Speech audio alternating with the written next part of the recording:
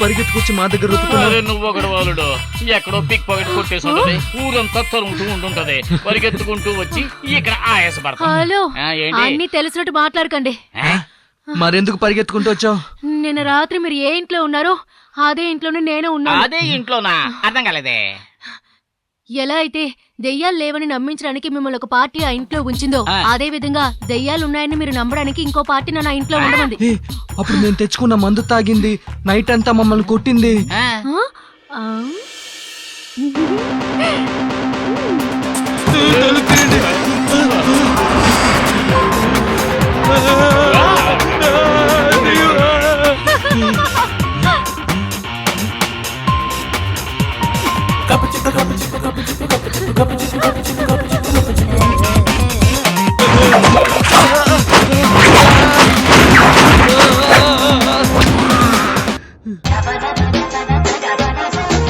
ఓసిని ఎంకమ్మ, మందు తాగి మమ్మల్ని భయపెట్టింది ఓకే, దానికన్నా అలాగా కొడతావు?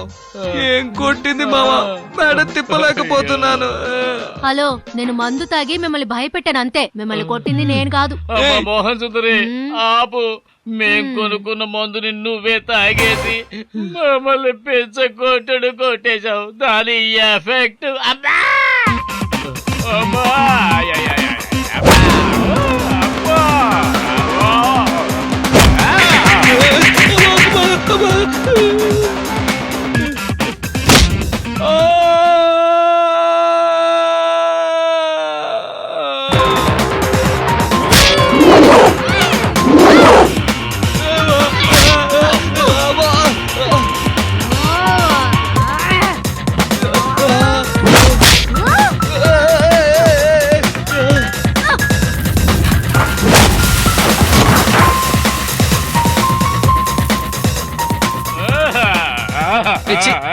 అరవకు మామ.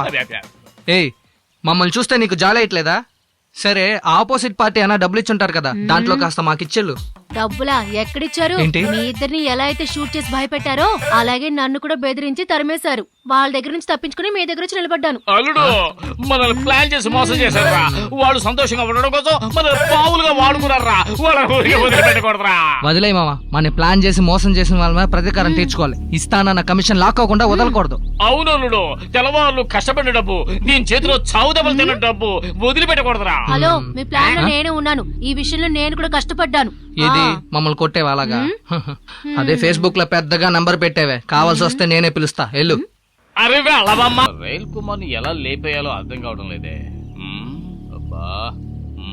ఏంటి బాస్, ఏదైనా ప్లాన్ చేశారా? ఎందుకు అందరూ ఇలా డల్ గా కూర్చున్నారు? ఆలోచిస్తున్నామయ్యా, ఏమీ దారి కనపడడం లేదు. సరే, మీరు ఆలోచిస్తుండండి, నాకు బాగా ఆకలిగా ఉంది. మన రాము వంటగదిలో ఏం చేశాడో చూసొస్తాను. ఈ అద్దాకిల గండి పక్కన పెట్టుకుని ఆ రైల్ కుమార్ని ఎలా లేపేయాలో ఆలోచించే వాళ్ళ కనిపించట్లేదే. లక్షల డబ్బులను పక్కన పెట్టేసి చద్దనం కోసం వెంపర్లాడే వాళ్ళ ఉన్నాడు. ఎవడి గోలవాడిది. అయ్యో, ఏదో అడుగు తెచ్చుకుంటున్నాడు. ఏంటి బాసా, ఏనా ఐడియా ఆలోచించారా? మసలోడు ఏదో చెప్పాలి. ఇప్పుడు నీ ఐడియా మాత్రం సక్సెస్ అయింది. వచ్చలేదా బాస్? తిందాంలే, ముందు అడిగి పెట్టు. రైల్ కుమార్ నీకు బిర్యానీ తినిపించి ఎందుకు ఏమార్చాడో ఇప్పుడే అర్థం అవుతుందిరా. ఏంటి బాస్, మీరు తినలేదా? నా ధ్యాస అంతా వాడిని మోసం చేసిన రైల్ కుమార్ ని పక్క తీర్చుకోవాలనే ఉంది. వాడిని చంపే తీరాలి. ఆలోచించండి, నాకు ఆకలి దంచేస్తుంది, ముందు భోంచేస్తాను.